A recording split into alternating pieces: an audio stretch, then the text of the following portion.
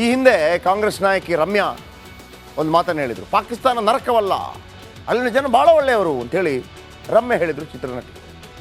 ಆಮೇಲೆ ಮಣಿಶಂಕರ್ ಅಯ್ಯರ್, ನನಗೆ ಪಾಕಿಸ್ತಾನ ಅಂದರೆ ಭಾಳ ಇಷ್ಟ, ಇದೇ ಮಣಿಶಂಕರ್ ಅಯ್ಯರ್ ಕಾಂಗ್ರೆಸ್ ನಾಯಕ ಹೇಳಿ. ಇದೀಗ ವಾಪಸ್ ಬಿ ಜೆ ಪಿಗೆ ಬಂದಿದ್ದಾರೆ. ಆದರೆ ಇಮ್ರಾನ್ ಖಾನ್ ನನ್ನ ಅಣ್ಣ ಅಂಥೇಳಿ ನವಜೋತ್ ಸಿಂಗ್ ಸಿದ್ದು ಹೇಳಿದರು, ನನ್ನ ಅಣ್ಣನಿದ್ದ ಹಾಗೆ. ಆಮೇಲೆ ಇನ್ನೋರು ಕಾಂಗ್ರೆಸ್ ನಾಯಕ ಶಶಿ ತರೂರ್, ಮುಷರಫ್, ಜನರಲ್ ಪರ್ವೇಜ್ ಮುಷರಫ್ ಶಾಂತಿ ಕಾಪಾಡಲು ಯತ್ನಿಸ್ತಾ ಇದ್ರು ಅಂತೇಳಿ ಶಶಿ ತರೂರ್. ಆ ಮುಷರಫ್ ಅವಧಿಯಲ್ಲೇ ಕಾರ್ಗಿಲ್ ಯುದ್ಧ ಆಗಿತ್ತು. ಮತ್ತೊಂದು ಕಡೆ ಕಪಿಲ್ ಸಿಬಲ್, ಈಗ ಕಾಂಗ್ರೆಸ್ಸಲ್ಲಿಲ್ಲ, ಮೊದಲು ಕಾಂಗ್ರೆಸ್ ನಾಯಕ. ಪಟೇಲರು ಕಾಶ್ಮೀರವನ್ನು ಪಾಕಿಸ್ತಾನಕ್ಕೆ ನೀಡಲು ಬಯಸಿದ್ರು ಅಂತ ಕಪಿಲ್ ಸಿಬಲ್.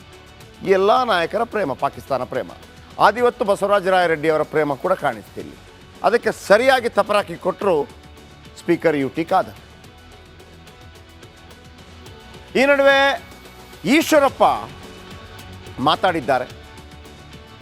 ಯಾವ ರೀತಿ ಮಾಧ್ಯಮದವರನ್ನು ಏಕವಚನದಲ್ಲಿ ಮಾತಾಡಿದರು, ಜೊತೆಗೆ ಪಾಕಿಸ್ತಾನ ಪರ ಘೋಷಣೆ, ಅದರ ಬಗ್ಗೆ ತನಿಖೆ ಆಗಲಿ ಅನ್ನೋಂಥ ವಿಚಾರಕ್ಕೆ ಸಂಬಂಧಪಟ್ಟ ಹಾಗೆ ಮಾಧ್ಯಮದವರು ಪ್ರಶ್ನೆ ಮಾಡಿದಾಗ ನಾಸಿರ್ ಹುಸೇನ್ ಯಾವ ರೀತಿ ನಡ್ಕೊಂಡ್ರು ಅದಕ್ಕೆ ಕೆಂಡವಾದರು ಈಶ್ವರಪ್ಪ. ಕೇಳಿಸ್ಕೊಳ್ಳಿ. ಟಿವಿ ಮಾಧ್ಯಮನ ನೋಡಿದ್ರೆ ತುಂಬಾ ಸ್ಪಷ್ಟವಾಗಿ ಕಾಣುತ್ತೆ, ಕೇಳುತ್ತೆ. ಪಾಕಿಸ್ತಾನ ಜಿಂದಾಬಾದ್ ಅಂತ ಕೂಗಿರೋದು ಸತ್ಯ. ಎಲ್ಲ ಟಿವಿ ಮಾಧ್ಯಮಗಳು ತೋರಿಸ್ತಾ ಇದ್ದಾರೆ. ಬೆಳಿಗ್ಗೆ ರಿಪಬ್ಲಿಕ್ ಟಿವಿ ನೋಡಿದೆ ನಾನು. ಆ ಟಿವಿನಲ್ಲಿ ವರದಿಗಾರ ಹೋಗಿ ನಾಸೀರ್ ಹುಸೇನ್ ಅವರೇ ಕೇಳಿದ್ರೆ, ಯಾವನು ತಲೆ ಹುಚ್ಚಾಗಿರ್ಬೇಕು, ಅವನು ಹೊರಗಾಗ್ರಿ, ಈ ಮಾತಿನ ಯಾವನು ಅಂತ ಹೊರಗಾಗ್ರಿ ಹೋಗೋ ಅಂತ ಕೇಳ್ತಾರೆ ಅಂದಾಗ ಆ ರಿಪಬ್ಲಿಕ್ ಟಿವಿಯ ಜಯಪ್ರಕಾಶ್ ಶೆಟ್ಟಿ ರಿಪೋರ್ಟ್ ಮಾಡ್ತಾರೆ. ನಾನು ನೋಡ್ರೆ ಖಂಡಿತ ಸಂತೋಷನೂ ಆಯ್ತು. ಇಷ್ಟು ಎದಕಾರಕ್ಕೆ ಬಂದೆ ಮಾಧ್ಯಮ ಮಿತ್ರರಿಗೆ ಅಂತೇಳಿ. ಹೋಗಲೇ ನೀನೋಗಲೇ ಅಂದ್ರು ಅವರು, ಜಯಪ್ರಕಾಶ್ ಶೆಟ್ಟಿ ಅವರು. ನೀನೋಗ, ನೀವ್ಯಾವನು? ಒಬ್ಬ ರಾಜ್ಯಸಭಾ ಸದಸ್ಯನಿಗೆ ಅಧಿಕಾರಕ್ಕೆ ಅಂತ ಪತ್ರಿಕಾಕರ್ತರು ಹೇಳಿದಾರಲ್ಲ, ನಾನು ಪತ್ರಿಕಾಕರ್ತರಿಗೆ ಒಂದು ಎಲ್ಲ ಟಿವಿ ಮಾಧ್ಯಮದಲ್ಲಿ ತೋರಿಸಿದ್ರಿ, ನಾನು ನಿಮ್ಮ ಅಭಿನಂದನೆ. ಮತ್ತು ನಾಸೀರ್ ಹುಸೇನ್ ಅಂತ ಪ್ರಶ್ನ ದೇಶದ್ರೋಹಿಗೆ ಯಾವ ಪದಗಳನ್ನು ಉತ್ತರ ಕೊಡಬೇಕು ನೀವು ಉತ್ತರ ಕೊಟ್ಟಿದ್ದೀರಿ, ನಾನು ನಿಮ್ಮ ಅಭಿನಂದನೆ ಸಲ್ಲಿಸಕ್ಕೆ ಇಷ್ಟಪಡ್ತೇನೆ. ಇದು ಕೇವಲ ಕಾಂಗ್ರೆಸ್ನವ ಬಿ ಜೆ ಪಿಯವ ಅಂತಲ್ಲ, ಯಾರೇ ಆಗಿದೆ ದೇಶದ ವಿರುದ್ಧ ಉದ್ದೇಶಪೂರ್ವಕವಾಗಿ ಕೆಲವು ಘೋಷಣೆಗಳು ಕೂಗ್ತಾರಲ್ಲ, ಉದ್ದೇಶಪೂರ್ವಕವಾಗಿ ಅಂಥವರನ್ನು ಖಂಡಿಸಲೇಬೇಕು, ಖಂಡಿಸ್ತೀವಿ. ಕೆಲವೊಮ್ಮೆ ಅಚಾತುರ್ಯದಿಂದ ಬಂದಂಥ ಸಂದರ್ಭದಲ್ಲಿ ಒಂದು ಕ್ಷಮೆ ಕೇಳಿದರೆ ಮುಗಿದೋಗ್ಬಿಡುತ್ತೆ, ಕ್ಷಮೆ ಕೇಳಿದರೆ ಮುಗಿದೋಗ್ಬಿಡ್ತದೆ. ಆದರೆ ಅದಕ್ಕೆ ರೆಡಿ ಇಲ್ಲ. ಈಗೋ ಪ್ರತಿಷ್ಠೆ. ಅರೆ, ದೇಶ ಒಂದು ಶತ್ರು ರಾಷ್ಟ್ರವನ್ನು ಸಮರ್ಥಿಸಿಕೊಳ್ಳುವಂಥ ಪ್ರತಿಷ್ಠೆ ಬೇಕಾಗಿಲ್ಲ ರೀ.